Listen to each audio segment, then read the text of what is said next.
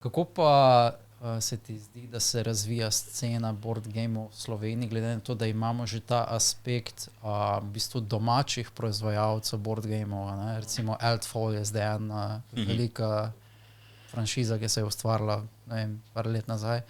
Pa videl sem tudi, da imate v ponudbi. Ne? Kako se ti zdi, da se razvija mogoče ta malo domača scena? Od začetka. Mislim, se ti zdi, da je bolj vibrantna, kot je bila včasih, ali je zdaj, ker glede na to, da imamo, mislim, da 4 večje proizvajalce že v Sloveniji, ne? Tako da pač teh Wargames, Skirmishov in podobnih. Katere pa še? Altfall? Altfall je pač največji. Drugi trije? Ne.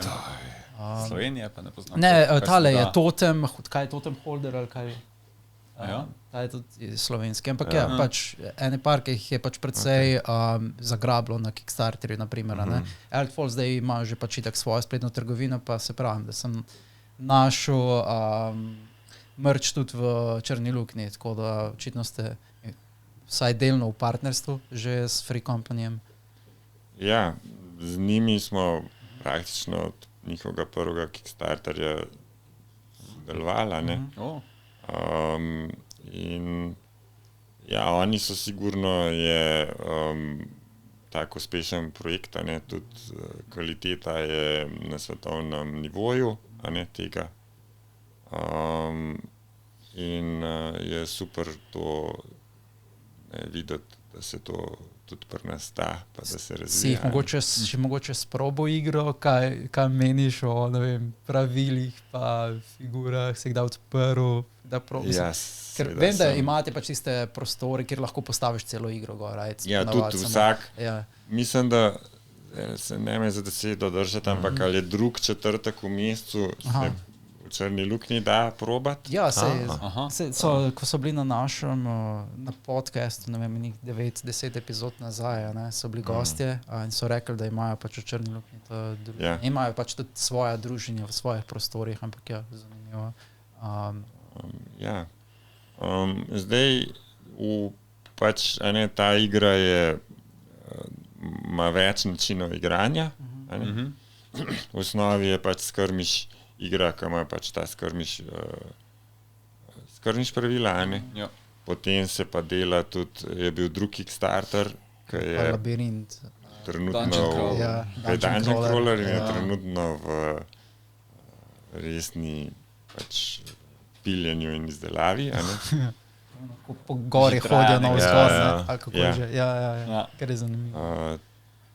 Tako da jaz v ta originalna pravila nisem bil vpleten, ker smo pač se nekako, čeprav se poznamo že odprej, smo šele med prvim Kickstarterjem bili v stiku. Sem pa bolj bil vpleten v ta torej si bil direktno vpleten pol že v razvoj? Ja. Kaj je bil tvoj contribution? Ne morem več govoriti, skrivnost. NDA. Še ni zunaj? Ja, še ni zunaj. Še traja, Marko, Pledge Manager še ni odprt. Kdaj pa? Ne, Pledge Manager se... Za let Pledge odprt, da lahko kupuješ stvar. Ja, ampak se zdaj, mislim, da se tudi to zapira počas. In zdaj bomo videli, ampak nekako pričakuje se, da bo jesen. Ja. Upam, da bojo vsi slovenski proizvajalci gledali ta podcast, mogoče še kdo kontaktira, ker očitno si tako ena od stvari, ki sem jih tudi delal zdaj bolj, kakor to s tem zavodom, je, da smo, se pravi, med korono, mogoče bi tako rekel, že zelo dolgo časa, ali pa odkar smo, se pač ljudje, ki si želijo družabno igro narediti, so se obračali na nas. In takrat mi v bistvu nismo kaj dosti jim znali ali pa vedeli pomagati, razen dati za kakšno mnenje o igri, sami kot o mehaniki. Kar pa dostikrat niti ni bilo zaželen, ker avtorji imajo svojo idejo, kako mislijo in si dostikrat tudi ne dajo kaj dosti dopovedati. Bolj pridejo, mislim, včasih so hodili k nam po potrditev, da je njihova ideja najboljša. Boljša od slovenskega taroka. Ja, in to je pač zelo, zelo težka pozicija, da si ti ki bi rad človeku pomagal, po drugi strani je pa neki drugega prišel iskati.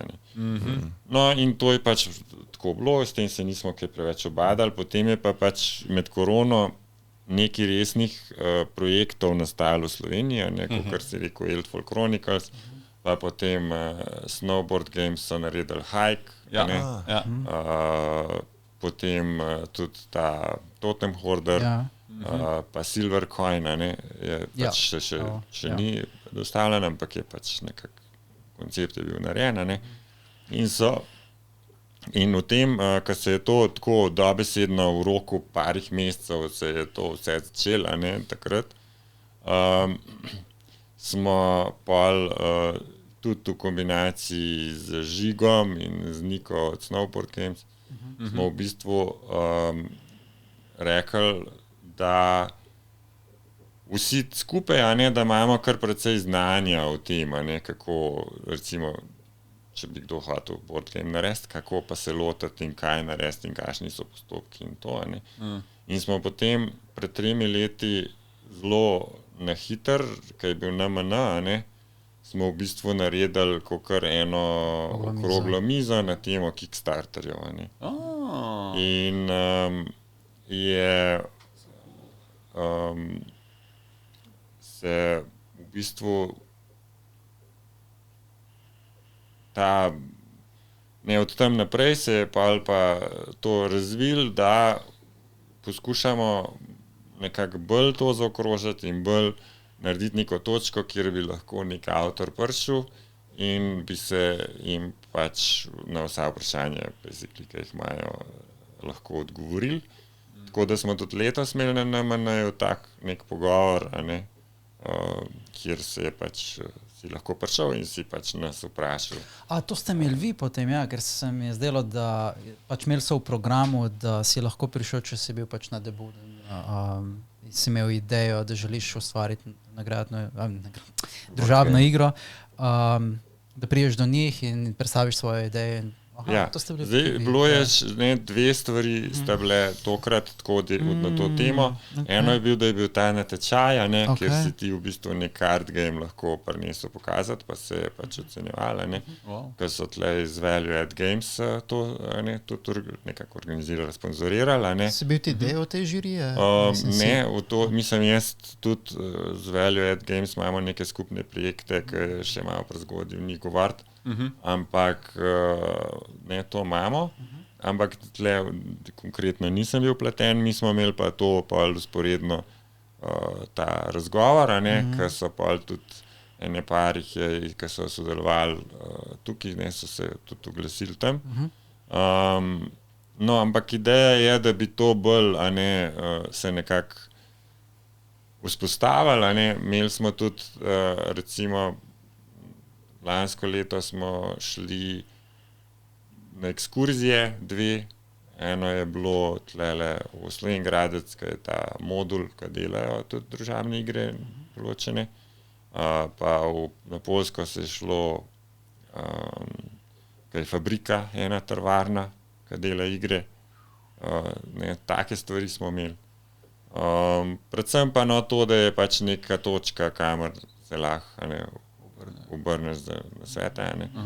In pol kako Kickstarter speljati, kakšne so možnosti, ki poznamo te proizvajalce, kjer je zdaj za kakšno, ker seveda ni idealnega proizvajalca, ampak so pač za vsak, pač glede na to, kakšno igro imaš, kakšne so tvoje zahteve, je pač nekdo optimalen. In potem do pač pol, kaj to pomeni, kakšne so zahteve, pol recimo z mojega stališča te distribucije, trgovin, kaj moraš imeti, na kaj moraš paziti, če hočeš, pri taki igri, da jo lahko, da se pa stvari začnejo seštevati, pa pride uspeh.